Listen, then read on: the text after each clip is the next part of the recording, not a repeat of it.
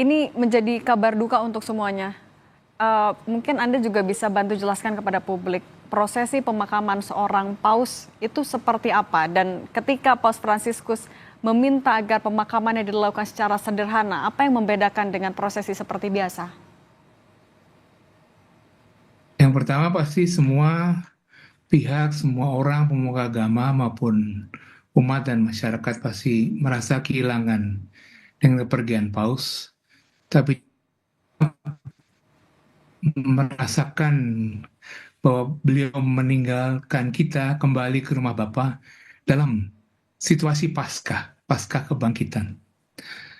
Nah, mengenai prosesi pemakaman Paus, sejauh saya tahu dari informasi bahwa biasanya ditetapkan masa berkabung Paus wafat selama 9 hari.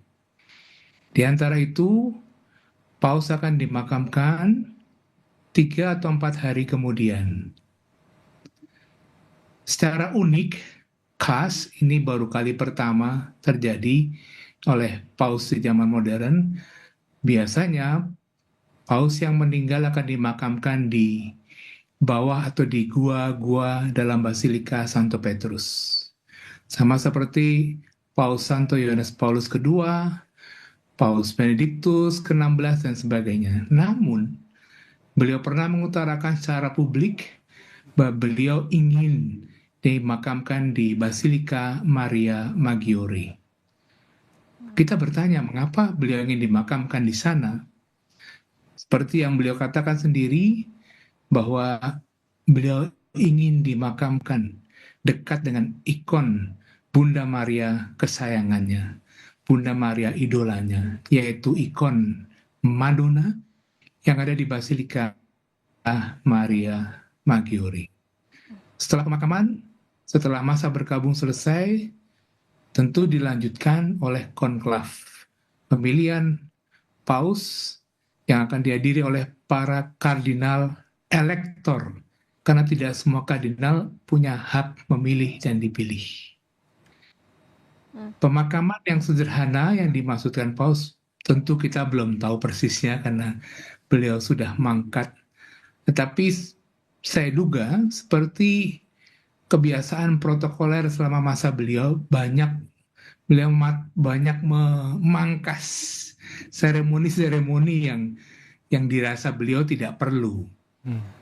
Bisa jadi pasti akan prosesi pemakaman lebih sederhana dan pasti unik karena tempatnya saja sudah berbeda di Basilika Maria Maggiore.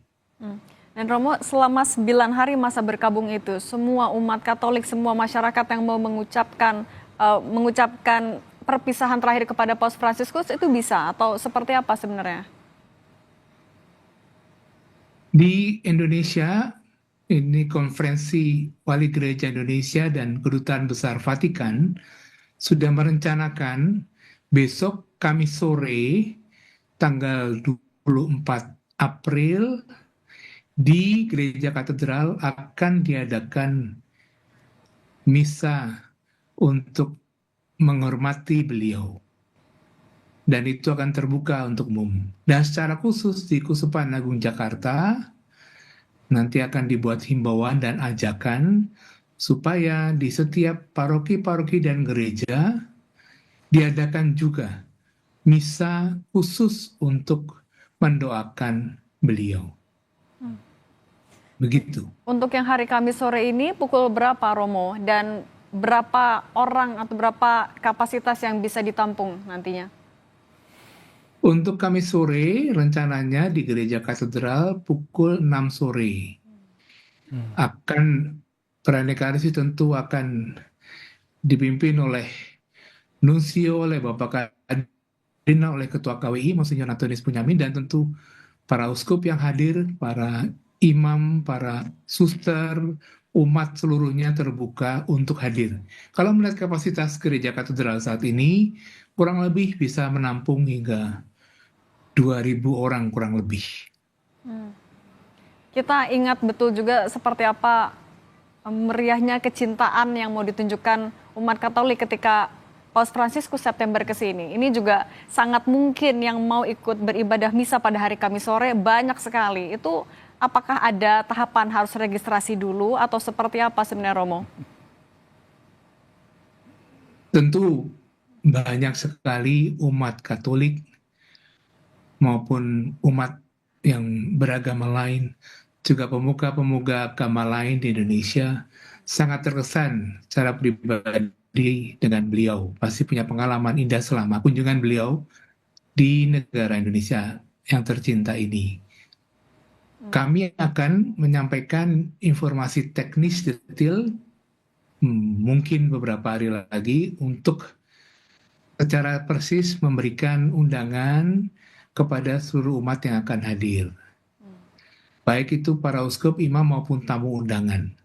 Sementara itu, di sisi lain, kita punya kebiasaan diplomatik yang akan juga dilakukan oleh Kedutaan Besar Vatikan, yaitu menerima para diplomat, para pejabat negara, para tokoh agama, tokoh masyarakat menerima ucapan bela sungkawa di Kedutaan Besar Vatikan untuk Indonesia.